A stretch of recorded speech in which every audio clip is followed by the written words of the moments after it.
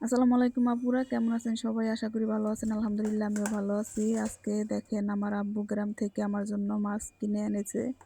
আর এই মাছগুলো কিন্তু খেতে খুবই স্বাদ, একদম তাজা মাছগুলো। আর আমার আম্মু পাঠিয়েছে আমার জন্য এই শাক কেটে সুন্দর করে, আমি এভাবে কাটতে পারি না তাই কেটে পাঠিয়েছে।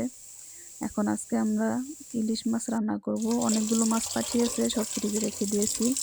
এই দুইটা মাছ আজকে রান্না করব।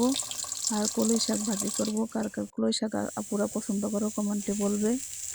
এখন আমি কলই শাক ভাজি করব। প্রথমে তেল পেঁয়াজ দিয়ে কিছু কাঁচামরিচ দিয়ে দিলাম।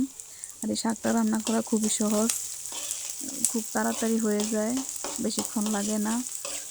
এই তো প্রথমে পেঁয়াজটাকে ভালোভাবে লাল লাল করে ভেজে নিলাম। এখন আমরা শাকটাকে দিয়ে দেব। আর এই শাকটা কিন্তু খেতে খুবই মজা। কার কাছে কীরকম লাগে জানি না, আমি কিন্তু খুব পছন্দ করি এই শাকটা। তাই আমার আম্মু পাঠিয়ে দিয়েছে আমার আব্বুর কাছে। এখন স্বাদ মতো কিছুটা লবণ দিয়ে দিলাম। আর দেখেন এক ভাপেই শাকটা কীরকম একটা সিদ্ধ সিদ্ধ একটা ভাপ এসে পড়েছে। এখন আমরা ভালোভাবে নেড়ে চেড়ে শাকটাকে ভেজে নেব।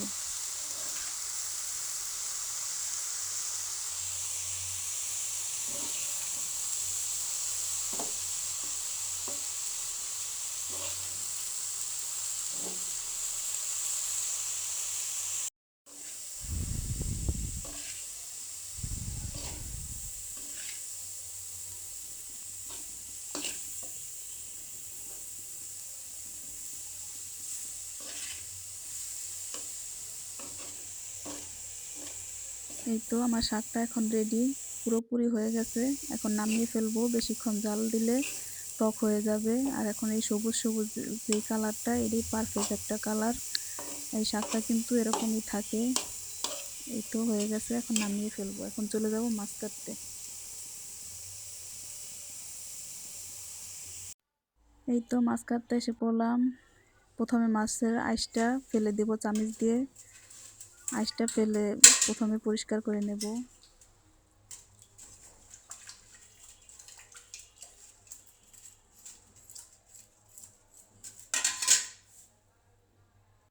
এই তো মাছটাকে এখন ভালোভাবে কেটে নিলাম, এখন ধুয়ে নেব। এখন কেটে নিলাম, এই যে পরিষ্কার করে এখন ধুয়ে নেব।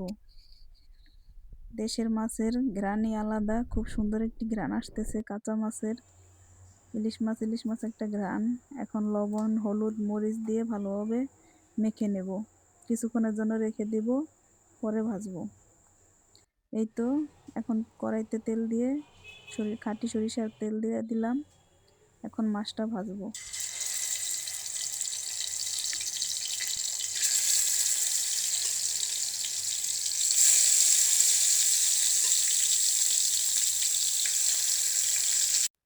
আর এই মাছ আজকে আলু টমেটো দিয়ে সুন্দর করে পাতলা পাতলা ঝোল করে রান্না করব। এখন আমরা মশলাটাকে ভালোভাবে কষিয়ে নিব। এখন দিয়ে দিব টমেটো আলু, কষিয়ে নেব।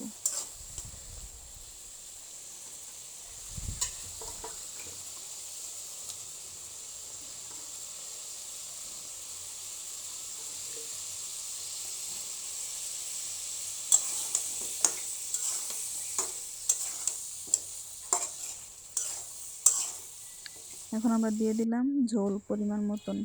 আর কিছু কাঁচামরিচ দিয়ে দিলাম, সুন্দর একটি ঘ্রাণ আসবে। আর গ্রামের এই মাছের স্বাদই কিন্তু আলাদা, খুব ঘ্রাণ, অনেক ভালো লাগে। এই তো আমাদের তরকারিটা হয়ে গেছে। এখন কিছু ধনিয়া পাতা দিয়ে দিলাম। আর আজকে তরকারি একটু ঝোল ঝোল রাখবো, কারণ ইলিশ মাছের ঝোল খুব মজা লাগে।